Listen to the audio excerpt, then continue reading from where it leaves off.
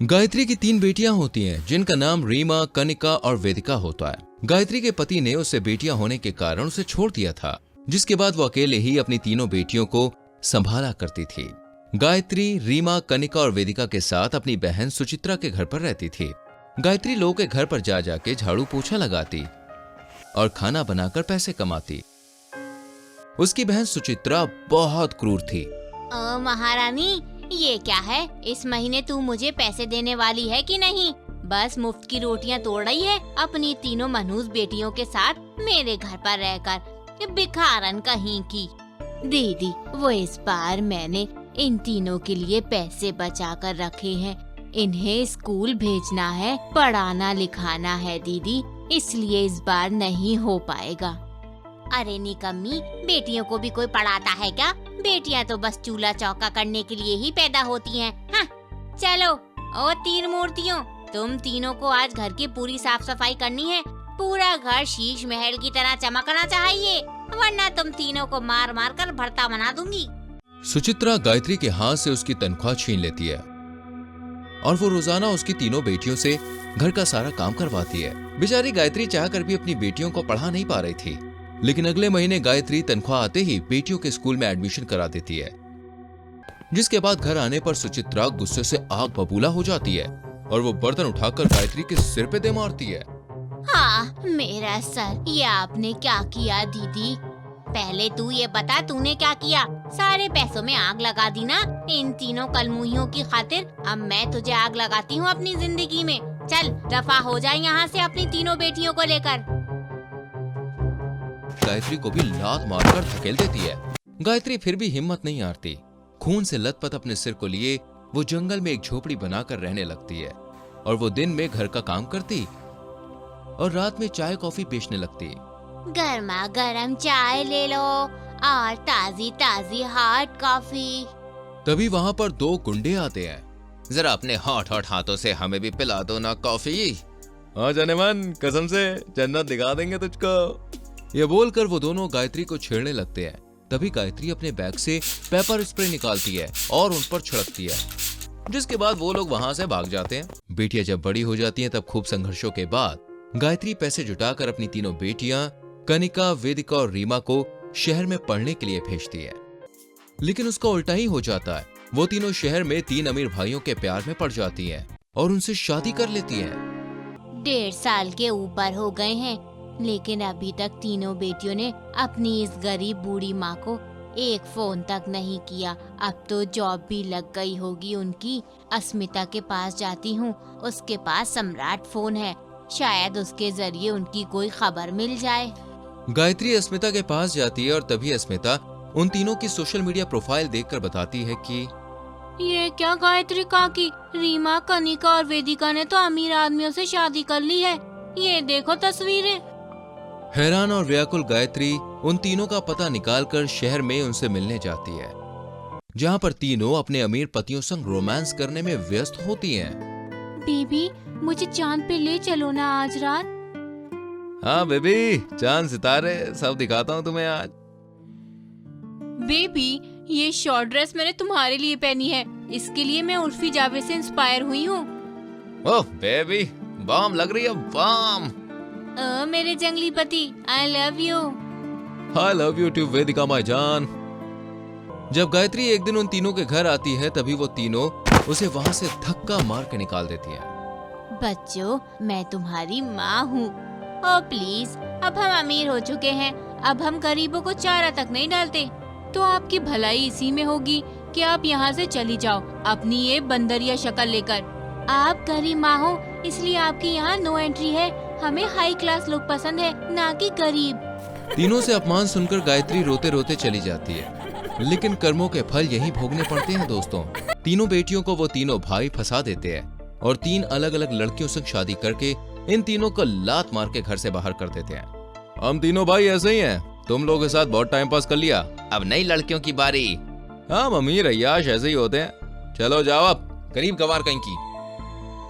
तीनों बेटियां लौटकर फिर से अपनी गरीब माँ के पास ही आती हैं। वो रोते हुए अपनी माँ से माफी भी मांगती हैं और गरीब माँ उन्हें माफ कर देती है। जिसके बाद वो तीनों सही से अपनी पढ़ाई पूरी करती हैं और अच्छी नौकरी करके अपनी गरीब माँ को संभालती हैं। कंचन एक बहुत ही भली महिला थी। सोसाइटी में उनका बहुत नाम था। उनका एक बेटा था तेजस। तेजस की बीवी की कुछ दिनों पहले ही एक एक्सीडेंट में मृत्यु हो गई थी, जिस कारण वो बेचारा बहुत दुखी रहता था। एक दिन की बात है। बेटा तेजस, कब तक तू यूं अकेला रहेगा? 3 महीने हो गए रीना को गए हुए। अब मुझे लगता है कि तुझे दूसरी शादी कर लेनी चाहिए। हाँ भैया, वैसे भी कोई बेटा या बेटी भी तो नहीं है आपकी, वरना उसी के सहारे जीवन कट जाता। माँ, लेकिन मैं रीना की जगह किसी और को कैसे दे दूं?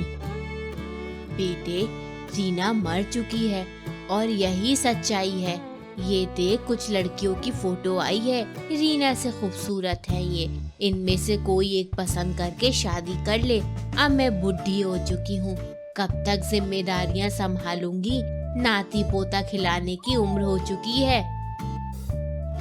तभी तेजस घर से बिना कुछ बोले निकल जाता है। देखा माँ, भैया कैसे ताव से निकल गए। वो शादी के लिए मान जाएगा, मेरा राजा बेटा है, तू टेंशन ना ले। वहीं शाम के समय प्रीति, देख तो कौन डोरबेल बजा रहा है। प्रीति दरवाजा खोलती है और जो वो देखती है उसे देखकर वो बिल्कुल शॉक्ड हो जाती है। माँ, माँ, जल्दी आओ। क्या हुआ? क्यों गला फाड़ रही है? तभी कंचन दरवाजे पर देखती है कि तेजस एक अधेड़ उम्र की औरत से शादी करके उसे घर ले आया है। ये क्या है तेजस? कौन है ये बुढ़ी? बीवी है मेरी, हमने शादी की है माँ। आपने कहा था ना कि शादी कर लो, सो मैंने कर ली। इस बुढ़िया से? डोंट कॉल मी बुढ़िया सासू। माँ, आई एम जस्ट 56। 56? तुझे तो मैं बाद में देखूंगी बुढ़िया। बेटी, तू होश में आ, अब ठीक है ना तू? हाँ माँ, अब ठीक हूँ। अरे माँ, स्वागत करो अपनी नई बहू का। बेटा, तूने ये ठीक नहीं किया। सास की उम्र की औरत ले आया, ये तो मुझसे भी 6 साल बड़ी है। फिर कंचन वहां से चली जाती है। अरे don't worry Rita darling, swag से करूंगा तुम्हारा स्वागत। फिर तेजस घर में जाकर रीति रिवाज से रीटा का स्वागत करता है। वहीं शाम के समय तेजस रीटा की मुंह दिखाई करवाता है, जिसमें मोहल्ले भर की औरतें कंचन की बूढ़ी बहू देखने आती हैं और कंचन का खूब मजाक उड़ता है। अरे सास से बुढ़ी तो बहू है। लगता है कंचन को जवान बहू नहीं मिली, इसलिए बुढ़िया ही ले आई। और इस तरह सभी पूरे फंक्शन में कंचन का मजाक उड़ाकर चली जाती है। वही मोहल्ले वाले हों या रिश्ते नातेदार हों, हर जगह कंचन की बूढ़ी बहू के कारण उसकी अब खूब बेइज्जती होती है। वहीं घर में दोनों पति पत्नी सारा दिन एक दूसरे से चिपके रहते हैं और रीटा बुढ़ापे में भी बड़े ही फैशन में रहती है, जिसे देखकर कंचन मन ही मन बहुत गुस्सा होती है, लेकिन बेटी के आगे कुछ कर नहीं पाती। और एक दिन जब रीटा शॉपिंग से आती है, तभी तेजस और बाकी घर वाले टीवी देख रहे होते हैं। और फिर तेजस बेबी सी, मैंने हमारे बच्चों के लिए छोटे छोटे कपड़े लेकर आई है। कपड़े बच्चों के लिए? हाँ प्रीति, तुम्हें बुआ नहीं बनना क्या? अरे अब हम दोनों पति पत्नी हैं, तो कभी ना कभी तो बेबी करेंगे ना। इतनी बेइज्जती करा चुकी है, और कितनी बेइज्जती कराना चाहती है तू बुढ़िया? तू तो मेरा घर निकलना चाहती है नागिन। अरे माँ, आप ही को तो नाती पोता खिलाना था, अब तो हम बेबी भी प्लान कर रहे हैं, तो प्रॉब्लम क्या है आपको? हाँ हाँ, नाती पोता खिलाना है, इसका ये मतलब नहीं है कि तू एक बुढ़िया के बच्चों की दादी बनाएगा मुझे। पहले एक बीवी लाया था जो बांझ थी, 5 साल में भी बच्चे नहीं हुए, इसलिए मैंने उसे घर से निकाल दिया और यहाँ वहाँ भटकते हुए न जाने कौन से पुल से कूदकर मर गई। नसीब अच्छा था मेरा कि बहू पर अत्याचार का आरोप नहीं लगा, और अब ये बुढ़िया ले आया, इसके बच्चों की दादी बनाएगा मुझे तू। वैसे भी इसका एक पैर तो कब्र में लटका हुआ है, इसे तो मैं जान से ही मार दूंगी। इतना कहकर कंचन रीटा का गला पकड़ लेती है और प्रीति बाल नोचने लगती है कि अचानक से प्रीति के हाथ में रीटा का सफेद विग आ जाता है, जिसे देखकर कंचन बिल्कुल शॉक्ड हो जाती है। इसका मतलब मेरी बहू जवान है। मैं क्या क्या बोल गई बेटा, डोंट माइंड, सब झूठ था जो भी बोली मैं।